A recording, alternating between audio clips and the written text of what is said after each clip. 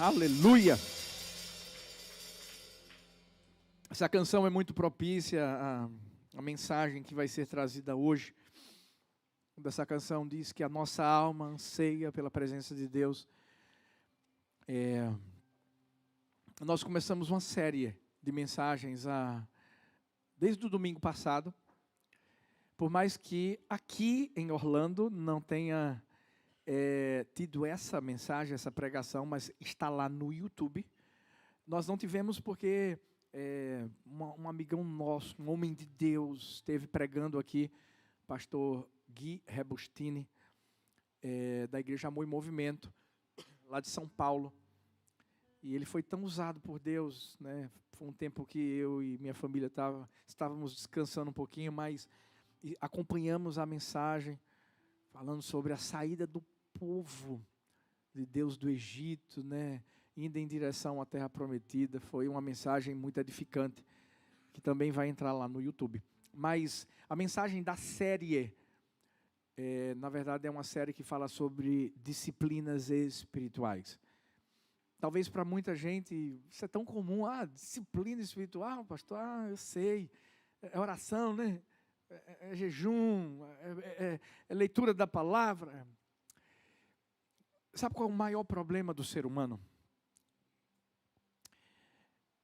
Muitas vezes o que mais incomoda e permanece incomodando o ser humano é algo pequeno. Sabe aquela pedrinha no sapato? Que você começa a caminhar e aí dá aquela agonia, mas às vezes parece que a pedrinha se colocou no lugar que não atrapalha mais. Aí a gente deixa lá e começa a andar de novo, daqui a pouco ela aparece de novo, aí dá preguiça de... O maior problema do ser humano é que ele não consegue justamente seguir aquilo que é pequeno, porque o que é pequeno é que vai fazer com que ele seja grande lá na frente. Vamos falar um pouquinho de comida, e é intencional. Talvez você não tenha tomado café, etc. Mas hoje a gente vai falar sobre jejum, então vale a pena. E daqui a pouco vai ter um almoço maravilhoso, gente. Com brisket, com um bocado de coisa top aí que o Léo fez. Mas é como a gente brasileiro, né? A gente gosta de quê? De feijão com arroz, com farofa, nordestino. Aquela carninha. Né? É o básico, é o básico. E às vezes no sentido espiritual é o básico que a gente se esquece. E a gente deixa de lado. Por isso que a primeira mensagem foi sobre oração. E a verdade é que cada mensagem que vai ser pregada aqui, não são mensagens para a gente ouvir apenas. São mensagens para a gente viver. Falar de oração é fácil. No domingo passado foi falado sobre Daniel, orava 3 vezes ao dia. Era alguém que tinha uma intimidade com Deus e ele entendia que a vida dele era firmada e baseada em uma pessoa. Ele não orava porque ele era um religioso, porque ele queria mostrar para as pessoas que oravam como os fariseus faziam. Não, ele orava porque ele tinha intimidade. E esse ano, há uma palavra profética sobre a Igreja do Amor. É o ano da intimidade. Sabe, nós queremos olhar mais para Jesus. Nós queremos ver mais Jesus. Conhecer mais dele. E ter mais dele aqui dentro de nós. Porque se a gente tiver ele, o resto é extra. Vem de forma muito natural. A primeira mensagem foi sobre oração e eu espero que seja algo que eu e você estejamos vivendo. Que a gente possa todos os dias se levantar e entender que tem um Deus que nos dá o ar para a gente respirar. E por mais que a gente saiba que é Ele que faz isso, é tão bom quando a gente fala. quando a gente se expressa, quando a gente entende que Ele está mais perto do que a gente imagina que Ele está. E que Ele só quer ouvir a nossa voz. Como filho. Que reconhece aquilo que o Pai é e o que o Pai faz. Depois você pode acompanhar essa mensagem sobre oração e vivê-la de forma prática, ter momentos de oração. Aqui na Igreja do Amor, agora com o nosso lugar, né? Por exemplo, o pessoal do Som do Amor está vindo para orar. A gente vai fazer o nosso vigilhão do amor. Para a gente adorar e orar. Momentos de busca, momentos de quebrantamento, momentos de abrir o coração e se derramar, porque essa é a essência dessa igreja. Sempre foi. Eu sempre falo que a primeira coisa que a gente construiu, quando a gente precisava de um templo lá na sede, foi a casa de oração. E continua sendo assim. Porque tudo que foi conquistado até o dia de hoje, envolveu primeiro oração. Primeiro oração. Então, vai lá e acompanha essa mensagem. Mas hoje a gente vai falar sobre o quê, pastor? Jejum. Deixa eu ver sua carinha agora. Deixa eu ver se você está feliz.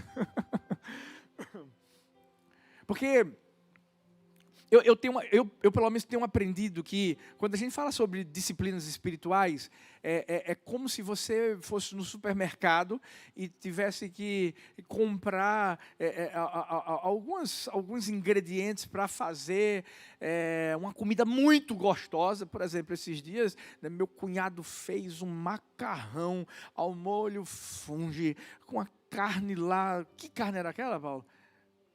Era um filezinho gostoso, um negócio bom, com aquela queijinho, né, grana padano em cima. Você tem que morar aqui, homem.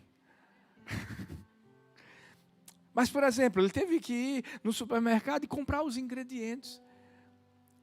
E se tivesse faltado o fungo, não era a mesma coisa. A mesma coisa são essas disciplinas, gente. Oração sem jejum está faltando alguma coisa. Oração, jejum sem palavra, está faltando alguma coisa. Sem meditação, sem comprometimento, está faltando alguma coisa. E talvez você diga assim, pastor, eu nunca jejuei na minha vida. E primeiro eu quero te dizer que jejum não é uma questão de você renunciar a um alimento, simplesmente. Não é uma questão de você dizer assim, vou deixar de comer doce, eu vou deixar de comer o que eu mais gosto. Não é isso. Existem segredos que estão de trás dessa prática espiritual tão poderosa. E a Igreja do Amor é uma igreja que a gente já tem nessa essência o jejum. A cultura do jejum é muito forte. Quando a gente veio para o Brasil, a primeira coisa que Deus falou para mim foi: comece a jejuar. Veio para os Estados Unidos. Esses 2 primeiros anos foram anos de jejum para mim. Os 2 primeiros anos. Eu sabia dos segredos que já existiam por detrás do jejum, porque eu já tinha vivido isso lá atrás. É fácil jejuar? Não é fácil, sabe por quê? Porque a gente é crente. Crente gosta de comer. Ou não? É como dizem, crente não bebe, mas come. Eu lembro que quando eu fui casar, né, a gente fazendo lá o menu do casamento, isso, aquilo, outro, e estava até um preço maravilhoso, até que a mulher pergunta assim, vocês são crentes? Vocês não querem nenhuma bebida aqui? Eu disse, não, a gente não quer bebida nenhuma, não, a gente só come. Aí vocês são crentes? Então vou ter que aumentar o valor, porque vocês comem, mas comem muito. E eu sei, não é fácil para ninguém.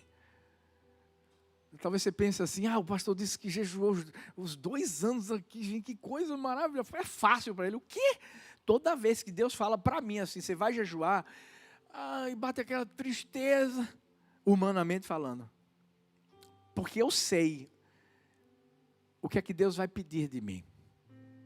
E o pior, entre aspas, de tudo, é que sempre que você jejua alguma coisa, gente, parece que o diabo está lá perto de você. E não é que a pessoa é usada pelo diabo, não. Mas os nossos irmãos em Cristo, sem saber, né, chegam lá, você está jejuando doce. Aí diz assim, gente, eu fiz esse bolo, esse cheesecake, New York cheesecake, só para você. O pãozinho. E o cafezinho de manhã, que dá aquela ligada em você. Mas eu posso te dizer uma coisa. Vale a pena. Hoje eu vou falar sobre uma mulher que entendeu que ia valer a pena. Ela se tornou rainha. Ela veio do zero. Uma mulher que tinha sido exilada, que tinha perdido pais e que não tinha perspectiva nenhuma na vida, Esther.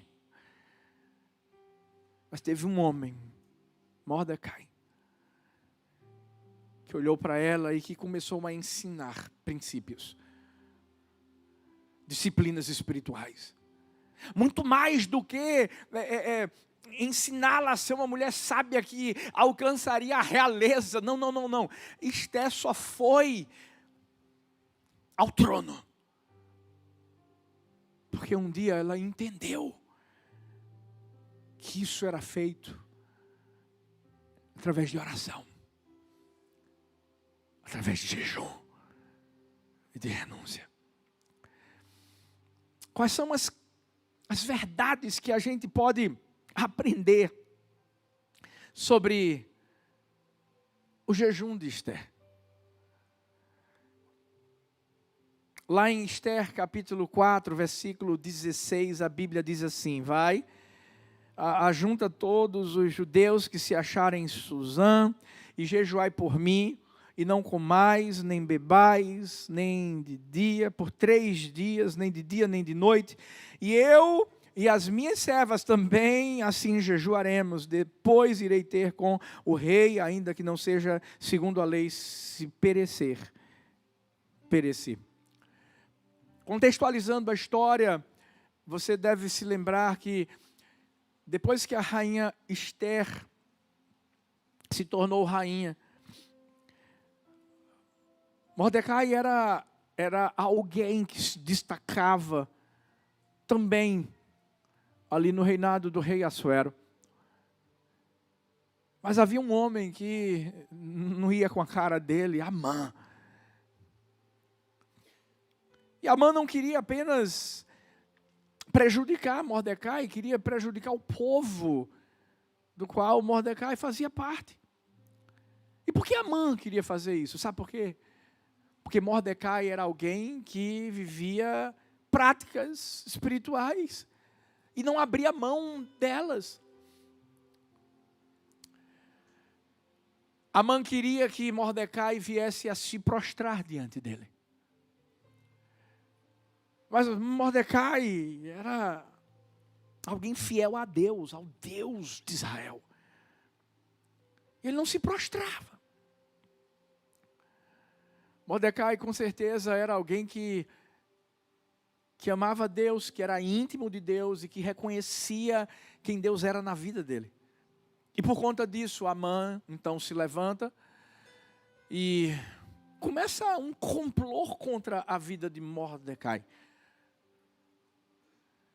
E é justamente nessa hora que ele convence o rei a baixar um decreto. E decreto naquela época era o seguinte, era irrevogável. A partir do momento que tivesse aquele carimbo do anel da realeza, não podia ser revogado. Agora imagina, o povo judeu que já sofria por ter sido exilado, agora sabendo que seria morto. Uau, que batalha! É aí que entra o jejum. Porque jejum uma das facetas do jejum é justamente nesse momento de dificuldade. Deixa eu te dizer uma coisa, Esther não podia fazer mais nada humanamente falando.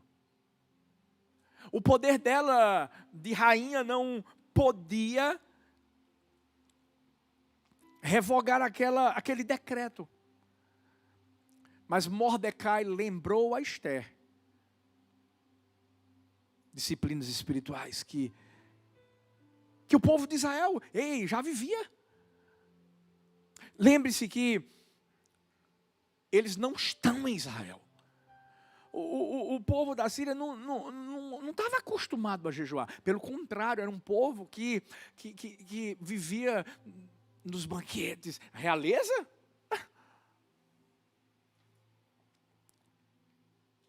Mas Mordecai lembrou. E hoje, sabe, eu acredito que o Espírito Santo de Deus está lembrando a mim e a você. Que há disciplinas espirituais que podem te ajudar a vencer o que você está vivendo hoje. Sabe por quê? Porque a nossa vida é espiritual, gente.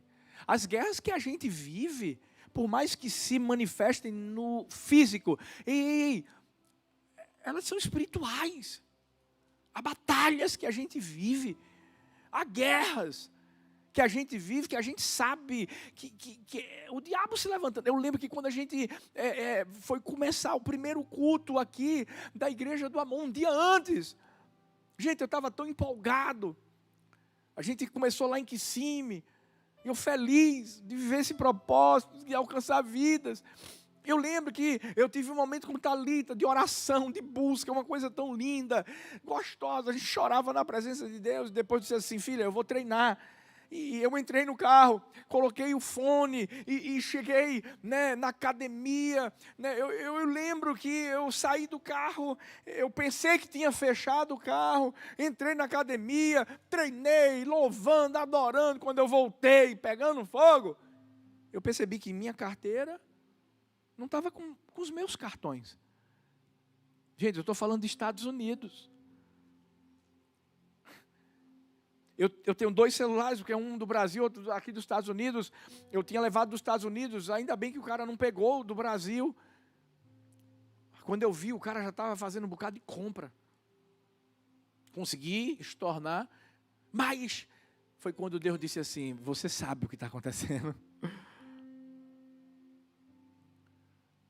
Aí no domingo, a gente se prepara para começar o primeiro culto.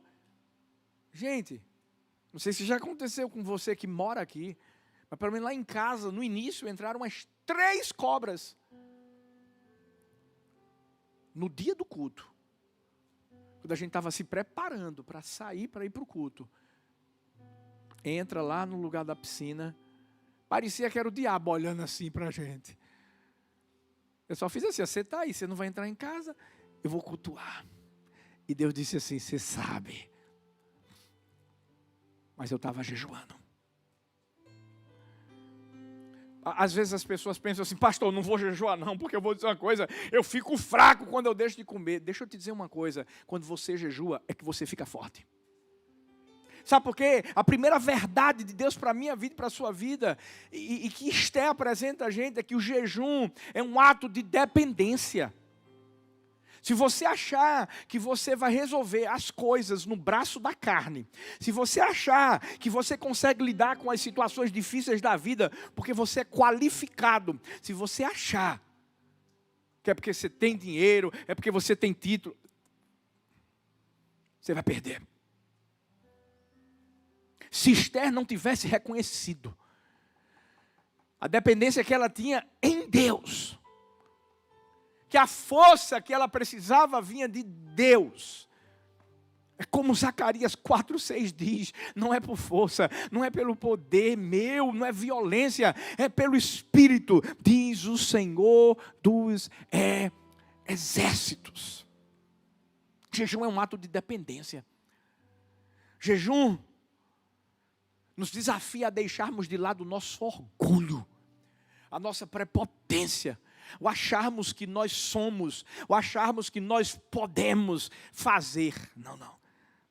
Por isso que o Salmo 121, 2 diz: eu elevo os meus olhos para os montes, de onde me virá o socorro. O meu socorro vem do Senhor, que fez os céus e a terra. Eu sei que Esther sabia disso. Deus quer que eu e você venhamos a esmurrar o nosso corpo. Como diz a Bíblia, reduzi-lo à escravidão. Sabe, Deus quer que a gente entenda que sem Ele a gente não pode fazer absolutamente nada. Mas quando a gente jejua, fala para o seu irmão assim, quando você jejua. Fala para o outro aí, quando você jejua. Essa é a hora em que você pega o peso que é muito maior. Um peso que você não consegue suportar. E você diz assim, Deus, está aqui, ó. É teu.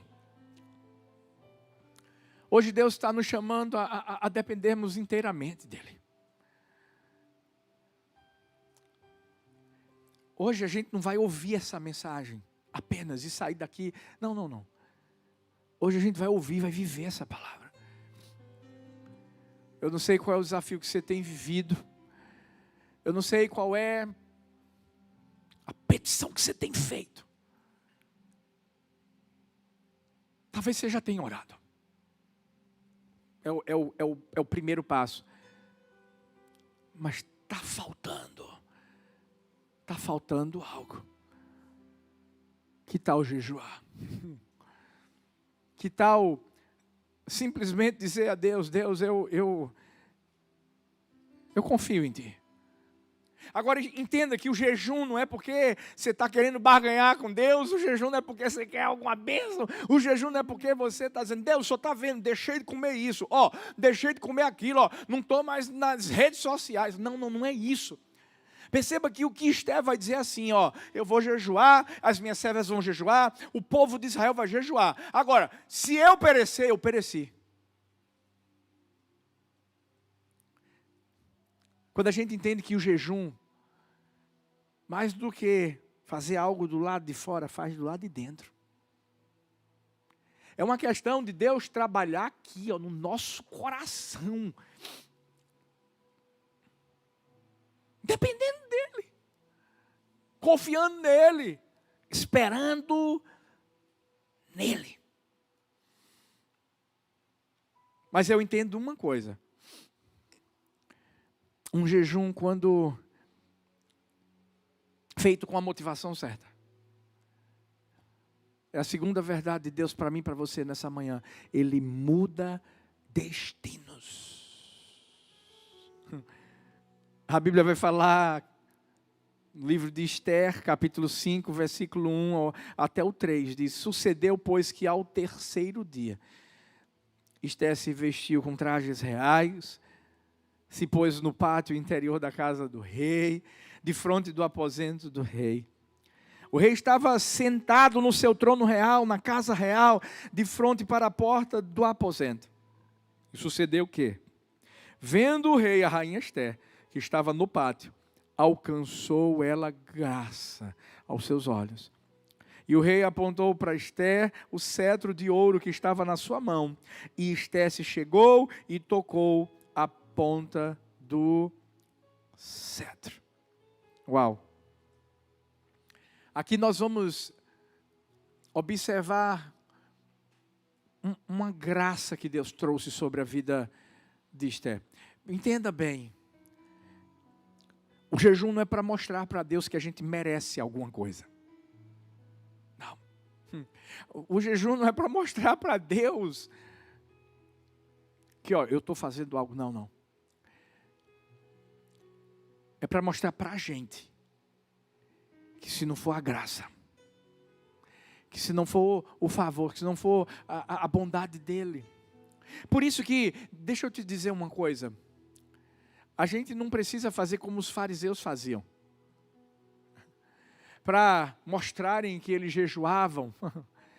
Eles colocavam uma carinha, sabe, do gatinho do Shrek, todo assim. Eles queriam, na verdade, mostrar às pessoas que eles eram espirituais. O que foi que Esther fez? Ela se vestiu de trajes reais. O que ela estava fazendo? Só era necessário ter o conhecimento dela e Deus. Por mais que toda uma nação soubesse, porque toda a nação estava envolvida. Mas ela não saiu para falar com os outros funcionários da realeza, para dizer, estou jejuando, estou jejuando, estou jejuando, estou jejuando. Não. Ela se colocou em trajes reais. Porque ela sabia que a principal humilhação era aqui dentro do coração dela. O principal quebrantamento era aqui dentro do coração dela. E o jejum dela não mudou apenas a vida dela. Mudou o destino de uma nação. Você não tem ideia.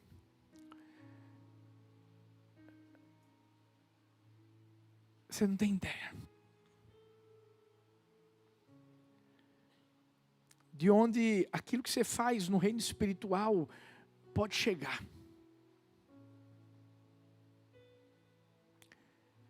22 anos atrás.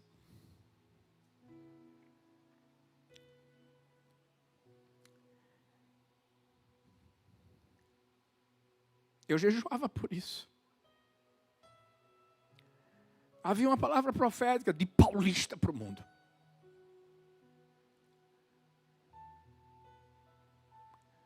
Não era um jejum que dizia respeito a mim, ao meu ministério. Não.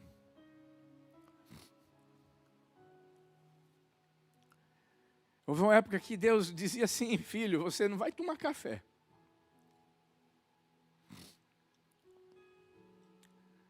E olha que eu gosto de comer, sempre gostei. E eu era bem gordinho de manhã.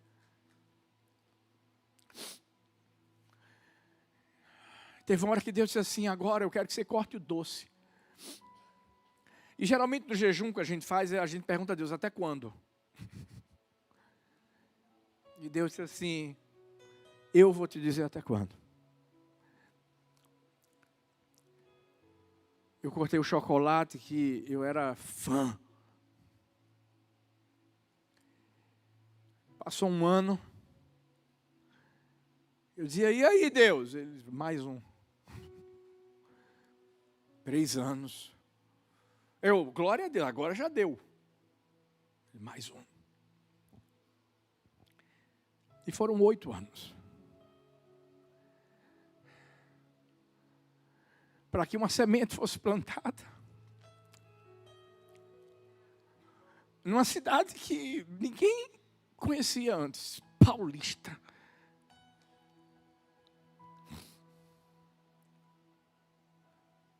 Num lugar que, humanamente falando,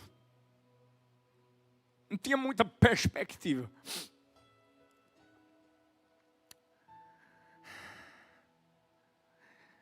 Mas eu me lembro como se fosse hoje, quando eu anunciei a compra do terreno.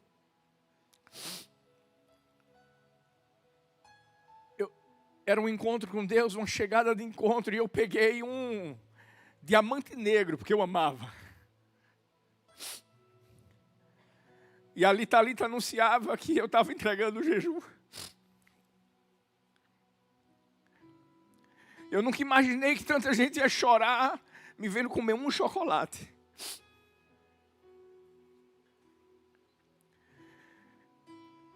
Se hoje Deus tem feito o que tem feito lá e aqui,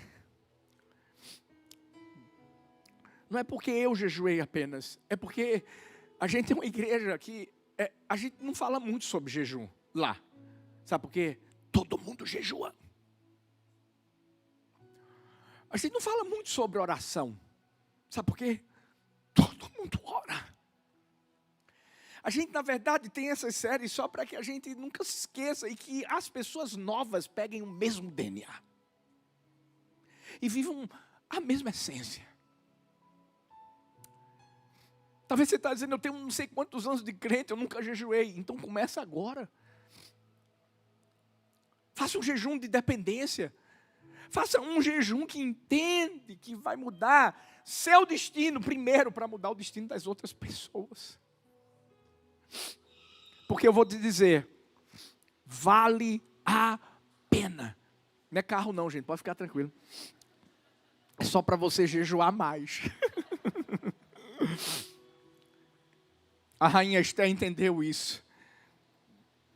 E olhe que há um momento na vida dela que ela não queria. Mordecai procurou, falou o que estava acontecendo, e ela meio que, não, vamos ver se resolve isso de outro jeito. Não tem como. Talvez você está vivendo na sua vida alguma coisa que você está querendo resolver do seu jeito. Não vai dar certo. Jejua. Se compromete com Deus.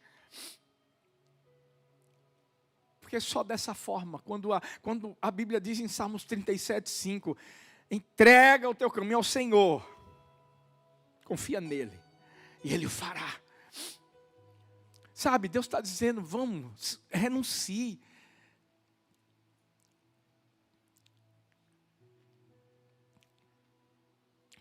Quando a Bíblia diz que tudo podemos naquele que nos fortalece.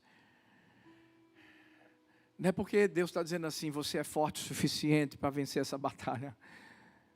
Deus está dizendo assim, quando você está fraco, é que eu te fortaleço. Aí sim você pode tudo em mim que te fortalece. Eu amo o que o Spurgeon diz, o jejum une o crente ao trono da graça. E o que parece impossível aos homens torna-se realidade pelo poder de Deus. Esther sabia, ela não ia conseguir. Porque era rainha. Ela sabia. Gente, deixa eu te falar. Historicamente falando, havia uma possibilidade enorme. Sabe o quê? De Esther morrer. Mas como assim, pastor? Mesmo ela sendo a rainha? Sim, ela podia ter chegado diante do rei Assuero e o rei Assuero dizer, eu não quero você aqui.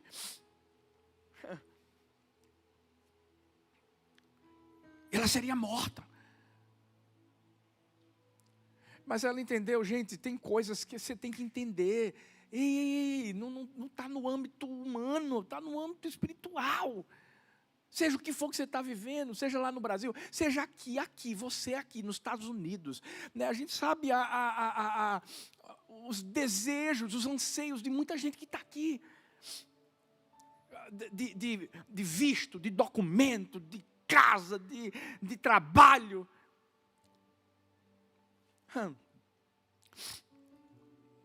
Jejua.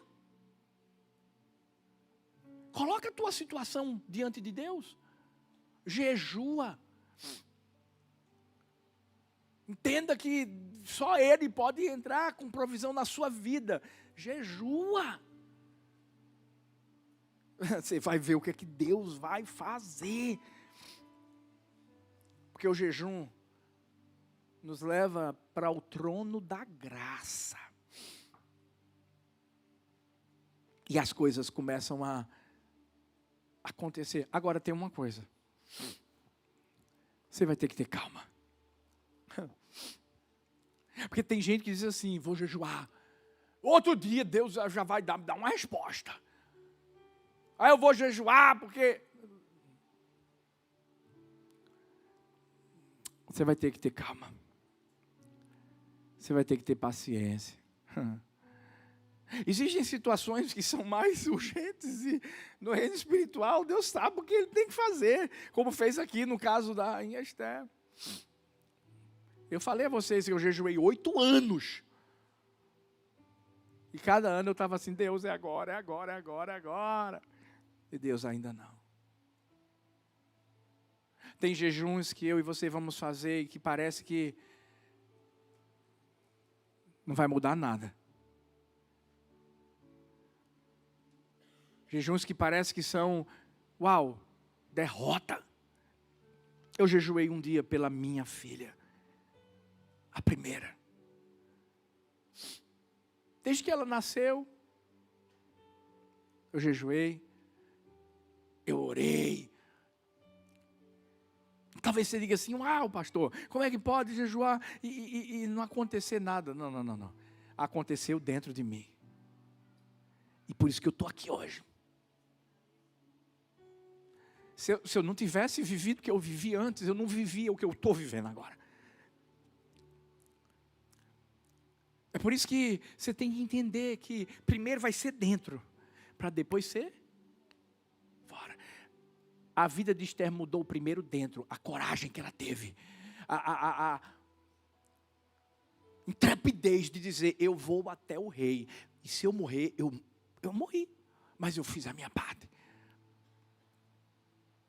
Por isso que a vitória, e é a terceira verdade que a gente aprende aqui nessa história. O jejum traz a vitória. Mas a vitória muitas vezes não vai parecer ou ser do jeito que você quer. Esther 8, 5 até o 8 diz assim. Disse ela, se bem parecer ao rei, se achei graça perante ele, se esta coisa é reta diante do rei, se eu lhe agrada aos olhos, escreva-se que se revoguem as cartas que foram escritas por Amã. Então disse o rei Assuero, a rainha Esther, e ao judeu Mordecai, e eis que dei a Esther a casa de Amã. E aí ele enforcaram numa forca, porque estenderam a mão contra os judeus. Parte da vitória foi concedida, porque Amã foi destruído. Mas e o decreto do rei? Não tinha como ser revogado. Mas essa é a parte que a gente entende que o jejum nos prepara para primeiro vivermos o que só Deus pode fazer, que é a parte de Amã, sendo enforcado com a forca que ele tinha preparado para Mordecai. Mas o jejum nos prepara para fazermos o que Deus quer que a gente faça. É a parte em que Deus está fortalecendo, é a parte em que Deus está trazendo estratégias, é a parte em que Deus está trazendo sabedoria, é a parte em que Deus está trazendo direcionamentos. E eu vou te dizer, quanto mais a gente jejua, mais sensível a gente fica para ouvir a voz do Espírito Santo de Deus. Sabe, quanto mais a gente jejua, é aquela voz lá dentro que diz assim, não vai por esse caminho não. Ó, você vai fazer desse jeito, você vai falar com fulano de tal, ó, não fala com esse ciclano não, mas faz assim. De repente, o quebra-cabeça é montado e você vê o quadro todo diante de você. Não foi a influência de Esther como rainha, não foi a força de Mordecai como líder que garantiram o livramento do povo judeu. Mas foi o poder de Deus. Foi Deus que fez o que só Ele podia fazer, mas também foi Deus que deu a inteligência e o favor diante do rei Assuero, para que o rei Assuero pudesse dizer assim, é o seguinte, o povo judeu pode se levantar, o povo judeu vai revidar, o povo judeu vai contra-atacar. Na verdade não foi um contra-ataque, foi um ataque. Sabe, quando o diabo está pensando, estou atacando. Não. Quando a Bíblia diz que as portas do inferno não vão prevalecer contra mim ou contra você, é porque sou eu que estou atacando. Não é o inferno que está me atacando, sou eu que estou atacando o inferno na força e no poder de Deus. E só tem uma forma da gente vencer. Lembra quando os discípulos não conseguiram expulsar aquele demônio? Aquele jovem? Jesus disse, essa casta só pode sair através de jejum e oração.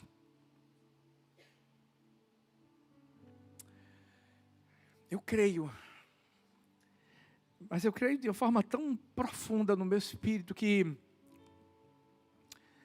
esse ano Deus quer que a gente dependa mais dEle. Que a gente se lance mesmo. Deus quer fazer coisas novas, quer mudar o nosso destino. Ei, não é viver um replay, talvez do que foi vivido no ano passado, talvez tanta coisa difícil e que ainda não foi resolvida. Não. Deus quer te dar a vitória.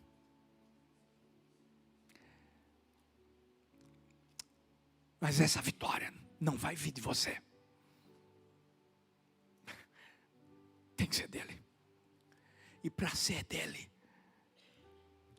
você vai ter que deixar Deus quebrar orgulho. Você vai ter que deixar Deus quebrar a prepotência. Você vai ter que deixar Deus abrir sua visão e entender que não é nada que você tem que vai fazer você viver o que Ele tem para a sua vida. É quem Ele é.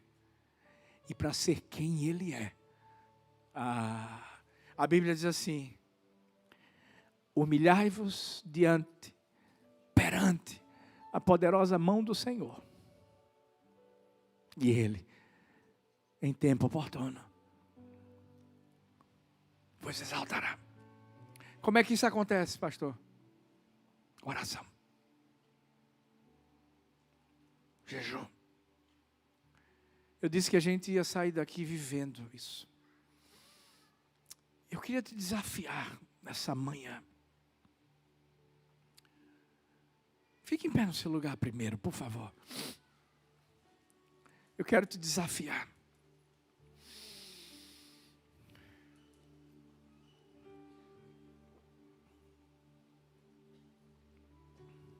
A sair desse lugar dizendo assim: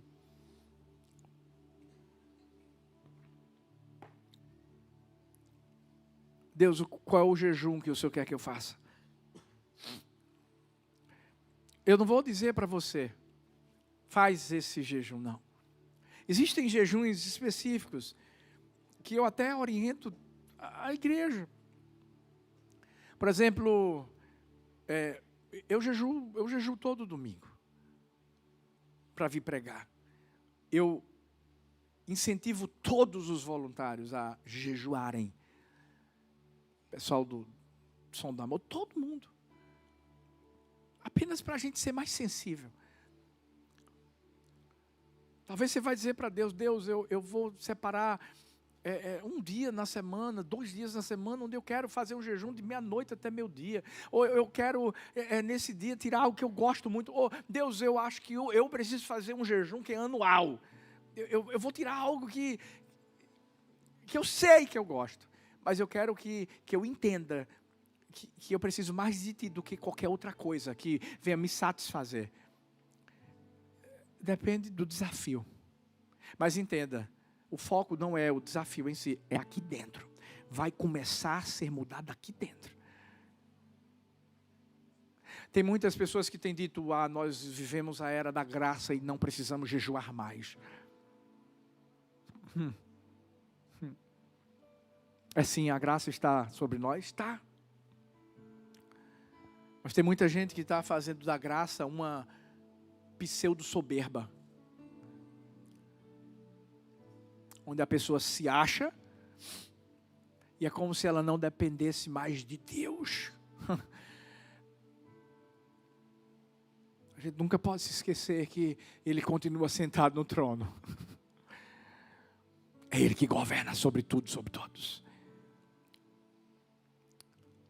Fecha seus olhos. Eu convido você a falar com Deus. Eu convido você a... Faz o seu propósito diante de Deus. Abra seu coração diante de Deus. E se você está ouvindo o Espírito Santo e dizer assim: eu quero que você jejue a partir de agora, segunda-feira. Olha, o motivo é esse. É por você aqui dentro do seu espírito, mas é pela sua família. Por um visto. Eu não sei, mas dependa de Deus agora. Só dependa de Deus agora. Vai até Ele. Se humilhe diante dEle. Faz como essa mulher que entendeu que não era o jarro que ela carregava, não era a água que ela ia pegar da fonte, que ia saciar a sua sede. Ela dependia de Deus. Ela dependia de Deus. Oh!